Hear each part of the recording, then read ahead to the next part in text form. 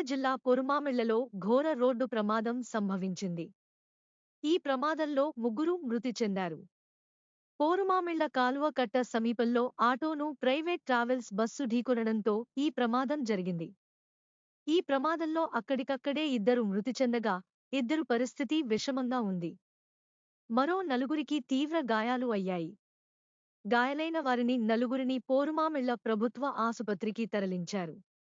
మృతి చెందిన వారు రామేశ్వరం గ్రామానికి చెందిన రోసయ్య, 55, అక్కల రెడ్డిపల్లి గ్రామానికి చెందిన సుబ్బయ్య ఆచారి, 65గా గుర్తించారు. ప్రైవేట్ ట్రావెల్స్ బస్సు డ్రైవరు అతివేగంతో నిర్లక్ష్యంగా వ్యవహరించడంతో ఈ ప్రమాదం జరిగిందని సమాచారం.